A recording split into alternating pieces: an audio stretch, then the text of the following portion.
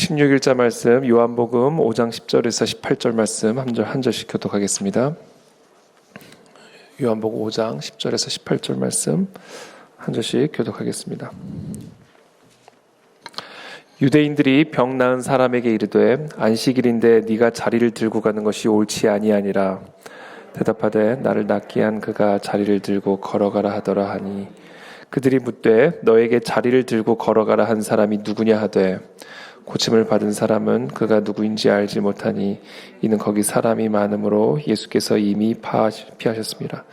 그 후에 예수께서 성전에서 그 사람을 만나 이르시되 보라 네가 나았으니 더 심한 것이 생기지 않게 다시는 죄를 범하지 말라 하시니 그 사람이 유대인들에게 가서 자기를 고친 이는 예수라 하니 그러므로 안식일에 이러한 일을 행하신다 하여 유대인들이 예수를 박해하게 된지라. 예수께서 그들에게 이르시되 내 아버지께서 이제까지 일하시니 나도 일한다 하시며 함께 읽습니다. 유대인들이 이로 말미암아 더욱 예수를 죽이고자 하니 이는 안식일을 범할 뿐 아니라 하나님을 자기의 친아버지라 하여 자기를 하나님과 동등으로 삼으심이로라. 아멘. 오늘 이 본문은 이제 예수님에 대한 완전히 상반된 두 종류의 반응을 우리가 오늘 보게 됩니다. 38년 된 병자를 치유하신 그 예수님을 바라보는 완전히 상반된 두 관점이 존재하는 것을 보게 되죠. 그래서 첫 번째 관점은 유대인들의 관점입니다. 유대인들이 병 나은 사람에게 이르되 안식일인데 네가 자리를 들고 가는 것이 옳지 아니하니라. 병이 나서 정말 38년이라는 긴 시간 동안에 앉은뱅이처럼 누워 지내다가 처음으로 이 매트를 들고 일어나 걸어가는 그 치유받은 그 병자를 바라보면서 유대인들이 하는 이야기가 그게 옳지 않다라고 이야기를 하는 것이죠. 옳고 그름의 기준, 그러니까 이 유대인들은 항상 옳고 그름을 따집니다. 옳고 그름을 따지는 것이 나쁜 것은 절대 아니죠. 옳고 그름을 따지는 것은 매우 중요하고 그것은 아주 중요한 일입니다. 그러나 이 유대인들은 항상 그 옳고 그름의 기준을 유대교적 관점, 또 율법주의적 기준을 가지고 모든 옳고 그름을 따지는 모습들을 우리가 보게 됩니다. 그때 이 고침을 받은 이 사람의 이야기입니다. 대답하되 나를 낫게 한 그가 자리를 들고 걸어가라 하더라 하니, 그러니까 이분은 아주 단순하게 대답을 하죠. 내가 나았다라는 사실, 그래서 걷게 되었다는 사실, 그리고 그것을 명령한 분이 나를 명령한 분이 그렇게 명령하셨다라는 사실, 그 사실을 이야기합니다. 나를 낫게 한 그가 자리를 들고 걸어가라 하더라. 그래서 그들이 묻되 너에게 자리를 들고 걸어가라 한 사람이 누구냐? 고침을 받은 사람이 그가 누구인지 알지 못하니 이는 거기 사람이 많으므로 예수께서 이미 피하셨습니다. 그 후에 예수께서 성전에서 그 사람을 만나 이르시되 보라 네가 나았으니 더 심한 것이 생기지 않게 다시는 죄를 범하지 말라 하시니 그 사람이 유대인들에게 가서 자기를 고친 이는 예수라 하니라. 그래서 이 유대인들에게 자기를 고치신 분이 누구신지를 얘기를 해주죠. 그분은 바로 예수시다. 그래서 결국은 이 유대인들이 안식일에 예수님께서 이와 같은 일을 행하신다 하여 예수님을 더욱 박해하기 시작하게 되는 것을 보게 됩니다. 이러한 일이란 것은 무엇일까요? 안식일에 이 병든 자를 고치시는 이와 같은 일을 행하신다는 이유로 유대인들이 예수를 박해하기 시작했다. 그러니까 이 유대인들의 눈에는 고침을 받은 사람이 보이는 것도 아니고 그 38년 된 그 병자의 그 고통의 세월도 보이지 않는 것이고 오로지 이들의 눈에는 안식일에 고치는 이와 같은 안식일의 규정을 범하는 예수님의 그와 같은 행위만이 보이는 것이죠. 예수께서 그들에게 이르시되 내 아버지께서 이제까지 일하시니 나도 일한다 하시매, 내가 일을 하는 이유는 바로 하나님 아버지께서 지금 일하시기 때문에 나도 동일하게 그 하나님 아버지와 함께 일한다 라는 이야기를 하죠. 그러니까 죄가 추가된 겁니다. 신성모독죄까지. 그러니까 안식일을 범하는 죄에다가 이제는 하늘에 계신 하나님을 자기의 아버지라고 부르는 신성모독의 죄까지 추가되는 것이고요. 이 신성모독죄는 사형입니다. 그것이 유대교에 정해진 율법인 것이죠. 그래서 18절에 유대인들이 이로 말미암아 더욱 예수를 죽이고자 하니 이는 안식일을 범할 뿐만 아니라 하나님을 자기의 친아버지라 하여 자기를 하나님과 동등으로 삼으심이로라. 그러니까 하나님과 자신을 동등으로 삼으시는 이 예수님의 말씀을 듣고 더욱 예수님을 죽이고자 하는 그와 같은 유대인들의 모습을 오늘 보게 됩니다. 오늘 본문을 통해서 저는 두 가지를 묵상을 했는데, 첫 번째 제가 묵상한 부분은 내가 갖고 있는 옳고 그름의 기준이 예수 그리스도를 죽이고자 하는 일이 될 수 있고 예수 그리스도를 박해하는 일이 될 수 있다는 사실입니다. 당시 이 유대인들이 자기가 지금 옳다고 생각하고 하는 이 일이 하나님의 아들을 죽이는 일이라는 사실을 상상이나 했을까요? 하나님의 사역을, 하늘에 계신 하나님의 사역을 방해하고 있다는 사실을 상상이나 했을까요?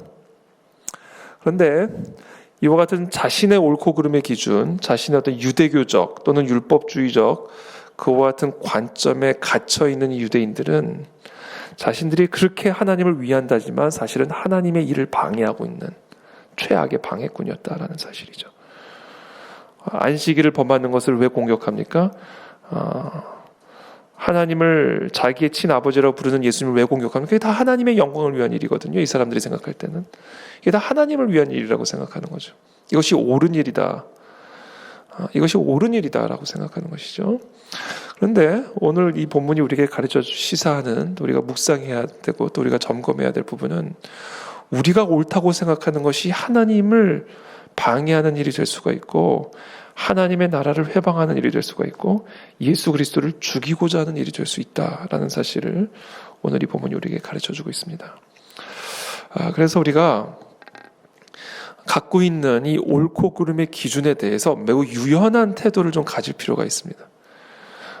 우리가 갖고 있는 이 옳고 그름의 기준은 유대인들처럼 철저하게 그것은 옳은 일이라고 생각할 수는 있지만 그러나 그것이 사실은 예수 그리스도를 죽이는 일이 될 수가 있는 것이고 또 하나님 아버지를 모독하고 하나님의 일을 회방하는 그런 일이 될 수 있다는 사실을 오늘 이 본문이 우리에게 가르쳐주죠. 옳고 그름의 기준을 가지고 살아가는 것은 너무나 중요하지만 그러나 나의 옳고 그름의 기준에 대해서는 유연한 자세를 가지고 우리가 하나님의 일, 하나님의 사명을 감당해 나아갈 때 그때 하나님의 일이 회방당하지 않고 오히려 우리를 통해서 하나님의 뜻이 이루어질 수 있다라는 사실입니다. 어떻게 보면 안식일 날 병든 자가 나음을 얻는 이와 같은 사건을 통해서 유대인들이 그동안 갖고 있었던 옳고 그름의 기준이 허물어져야 마땅했습니다. 그러나 오히려 그 기준을 가지고 고통 가운데 있었던 38년 된 이 병자가 나음을 얻는 이 축제의 시간을 오히려 예수님을 박해하고 또 이 나음을 얻은 자를 오히려 정죄하는 이와 같은 안타까운 이런 일들을 벌이고 있는 것이죠. 우리 신앙인의 삶에 이와 같은 유대인과 같은 모습들이 있지는 않은지 그것들을 우리가 한번 점검하면서 우리가 그렇게 생명처럼 하나님을 위해서 옳다, 하나님의 나라를 위해서 옳은 일이다, 교회를 위해서 이것은 옳은 일이다 라고 생각하는 내가 갖고 있는 이 옳고 그름의 기준을 한 번쯤은 항상 점검하면서 그것이 정말 생명보다 더 귀하게 여겨지고 있는 것은 아닌지, 38년 된 그 고통으로부터 나음을 얻는 일보다 그것을 더 가치 있고 귀하게 여기고 있는 그런 모습이 내 안에 있지는 않은지, 영혼의 구원, 한 영혼을 구원하는 일보다 내가 갖고 있는 그 율법적인 옳고 그름의 기준을 더 귀하게 여기고 있는, 그래서 하나님의 마음과는 완전히 동떨어져 있는, 하나님의 일과는 완전히 동떨어져 있는 어떤 그런 신앙을 우리가 추구하고 있는 것은 아닌지 한번 좀 점검해 볼 수 있는 그런 말씀입니다. 두 번째 이제 묵상한 부분은 14절의 말씀인데요.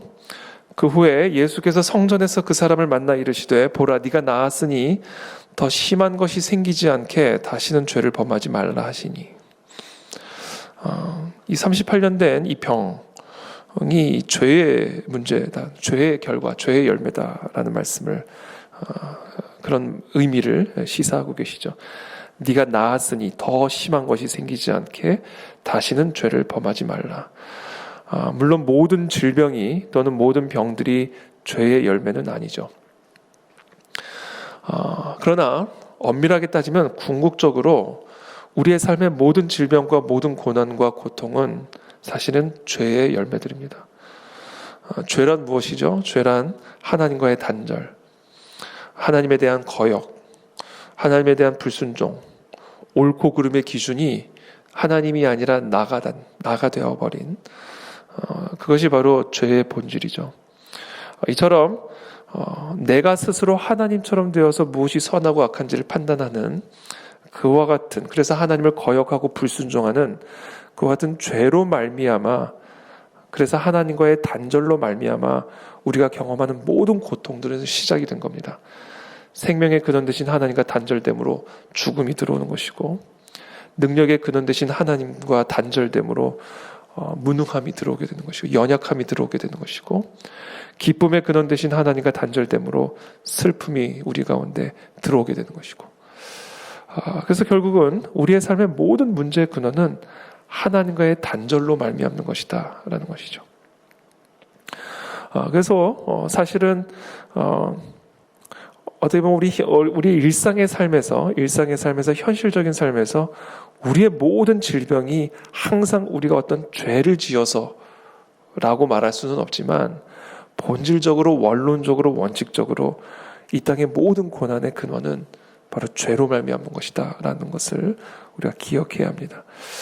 그래서 오늘 이 시간 우리가 결국은 우리의 삶의 모든 문제 해결의 근원은 여호와 하나님께로 돌아가고, 여호와 하나님의 권위와 말씀에 순종함으로 여호와 하나님과의 연합된 그와 같은 삶을 통해서 결국은 생명이 흘러들어오고, 능력이 흘러들어오고, 치유가 흘러들어올 수 있음을 믿고, 다시 한번 우리 삶에 하나님, 내 삶에 어떤 죄가 있다면 그 모든 죄를 돌이키게 도와주시고 진정한 회개의 은혜를 허락하여 주셔서 우리의 삶에 여러 가지 고난과 고통과 질병의 근원들이 마르는 그런 은혜를 우리 가운데 허락하여 주시옵소서.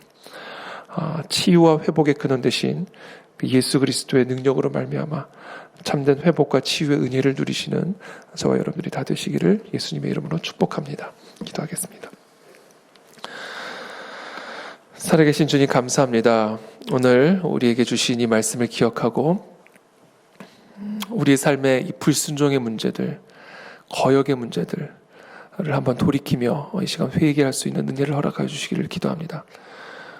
모든 문제의 근원은 바로 여호와 하나님으로부터 떠나 있는, 여호와 하나님과 단절되어 있는, 여호와 하나님께 불순종하고 있는 것의 문제임을 우리가 다시 한번 기억하게 도와주시옵시고, 여호와의 말씀 앞으로 돌아와 우리의 삶을 분별하고 우리의 삶을 점검함으로 하나님 보시기에 합당한 그런 삶의 자세와 태도가 회복되어서 우리의 삶의 모든 문제의 해결이 되어질 수 있는 은혜를 허락하여 주시기를 기도합니다.